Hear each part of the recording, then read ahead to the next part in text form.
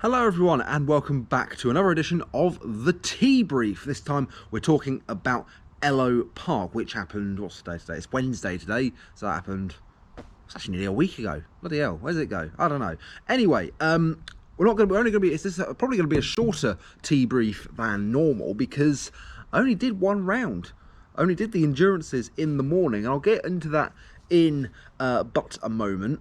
So basically I'm not going to be talking much about the SP60 in this one. I'm going to go into a bit more detail about the endurances than I do normally on the Tea Brief, but again, hopefully, this is me, it'll still be a decent length video, and hopefully you'll stay around to watch it, because I've got some things I want to talk about at the end that are coming up on this channel that I think you'll be excited to know if you enjoy Rich T Racing and the content that I put out on here, which, if you're watching this, I'm assuming you do. And if you're watching this and you don't like it, I don't know. Don't know what you're doing. Anyway, so let's start very briefly with the SP60. Let's just get it out of the way. Again, wasn't there. Basically, I was meant to be in Hungary. I was meant to be at the Grand Prix with my mates, but I'm not double vaccinated and I don't want to self-isolate. So that's one thing. Number two, EasyJet cancelled the original flight, which meant we were eligible for refunds, so I could get all my money back. So I did that. Hungarian Grand Prix, by the way, is absolutely fantastic. Fernando Alonso demonstrating how racing at that level should be done with that amazing defensive performance against Hamilton. But yeah, anyway, getting back to the SP60, which is what I meant to be talking about. Again, I like a waffle. That's why I wasn't there. I was literally hanging around like a smell trying to get a heavyweight seat. There were seats in the lightweights, so if I'd wanted to race with Adam, Jasper and Simon, who were all doing the SP60 lightweight, I could have said, hey, you know what, fuck it, let's go have a jolly, have a laugh, but I didn't want to do that. And then, so I was expecting Richard to take a lot of points out of me for this one and get himself sort of a bit back on track, I suppose. He didn't quite do that, to be honest. Shut up. Bloody hell. He didn't quite do that. He had an absolute stinker in the first race, finished like 26th.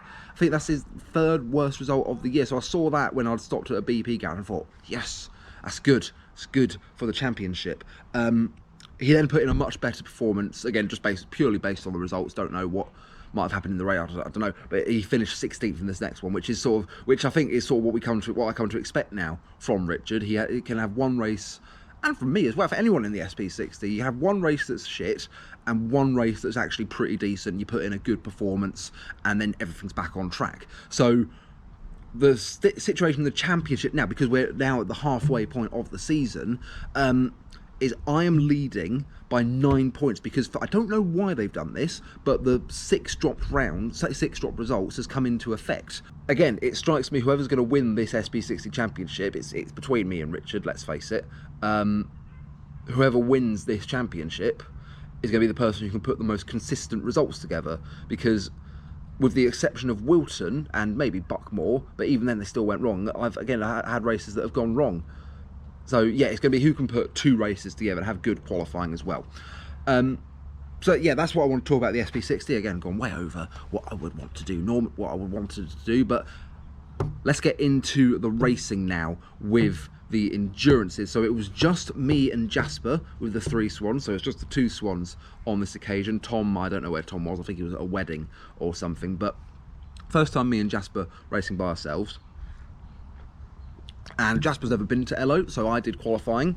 Qualified as 23rd with a 53.3, so a decent time. Yeah, so Jasper did the start because he was definitely doing the SP60 at the time. So I thought, right, you do the start, let's see what happens. And oh my God, what a first stint this boy put in.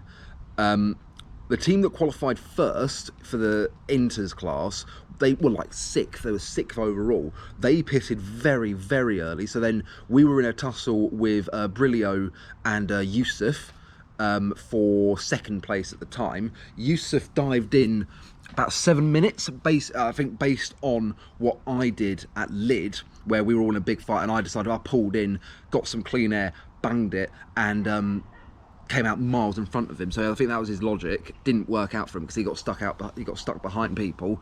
And then Jasper just kept going. He just didn't stop. I remember if we had radios, I would have been on to him saying, think about pitting. But no, he decided to keep going. And he kept going until eventually we were bloody leading the race. We were in front of Speed Screen. We were in front of Scuderia Bandito. All these guys, Titan, all these people. And we came in, and we were leading. We were leading the race overall, not just in class. So then eventually Jasper came in, and then he came out just behind J2D2, the team that were leading class. And the gap was about 2 seconds, as J2D2 were just braking for the penultimate hairpin.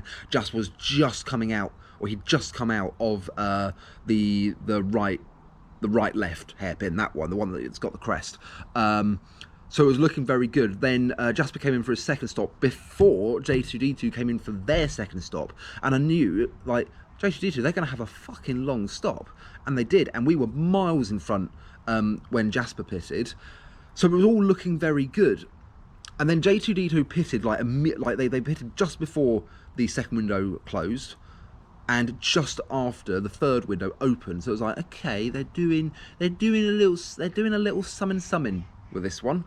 And then, so we were miles in front, and then Jasper came in and passed over to me.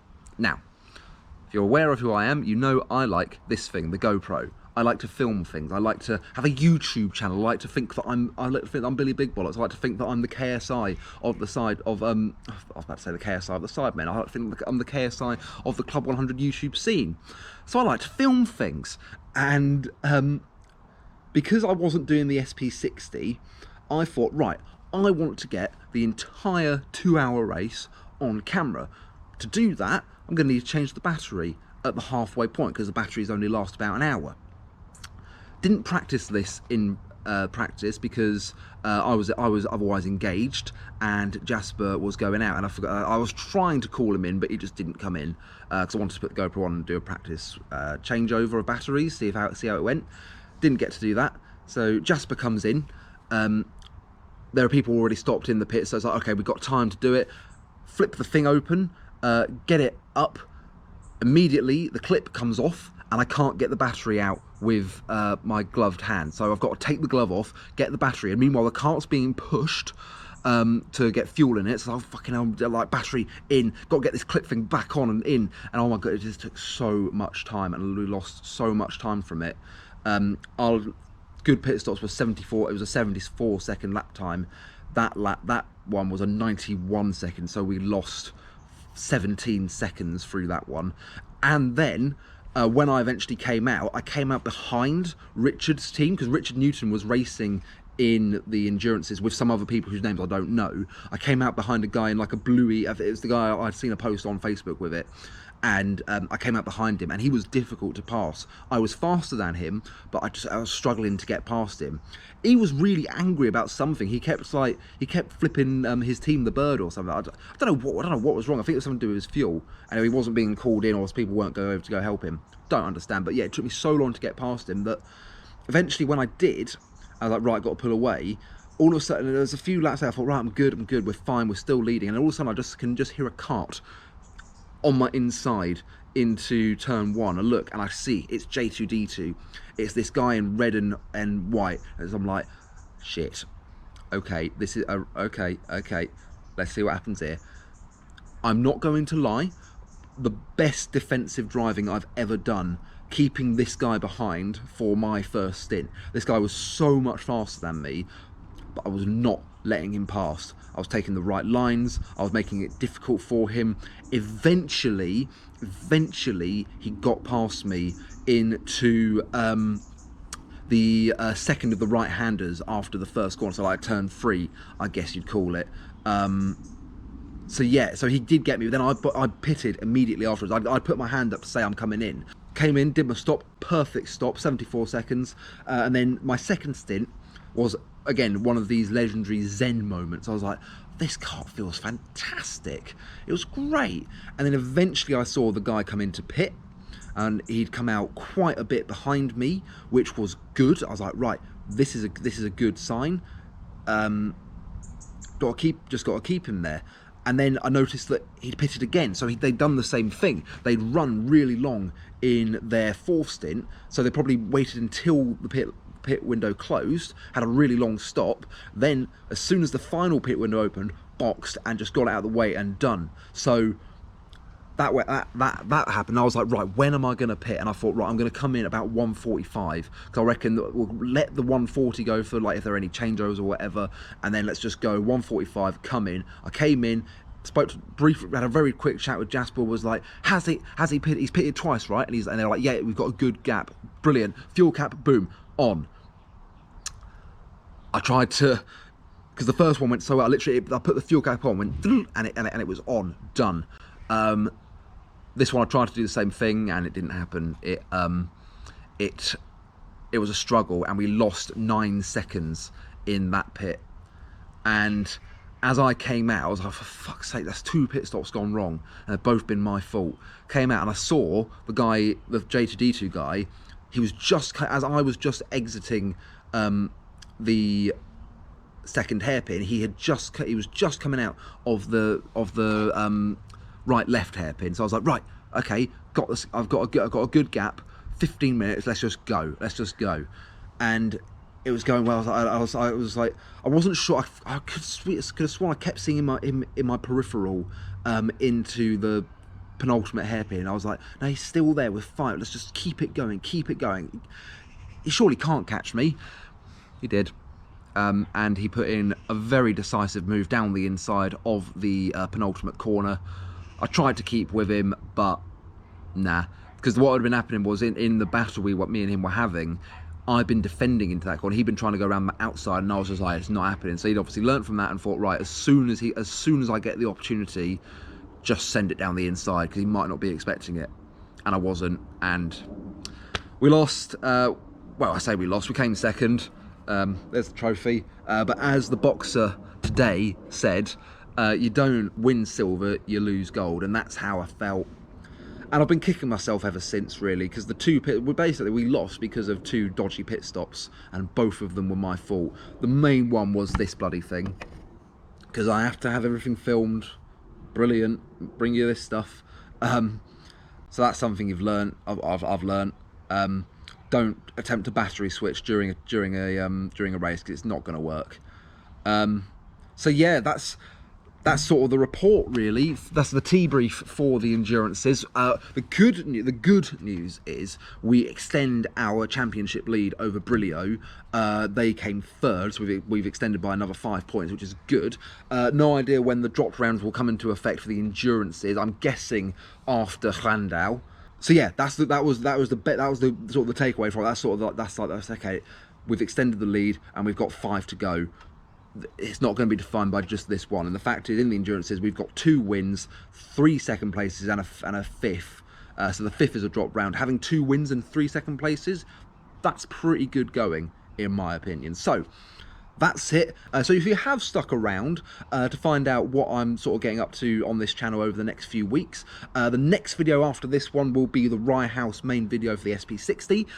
After that, what I want to do for the Ellough is, what the plan was, why I've had everything filmed, was I want to do a full commentary on that. I want to have a 2-hour video with a bit of qualifying at the start, to say like, look, here we go, here it is, here's the whole thing for the endurances, because it feels like we're doing the whole championship. Might as well get one of those out once this year. So that's going to happen. Also, final thing to leave on is, I've done, thanks to the guy who suggested it, I've done an interview with a guy in the Club 100 community, and we basically, for half an hour, we just have a chat about Club 100 and racing and all things that go with that.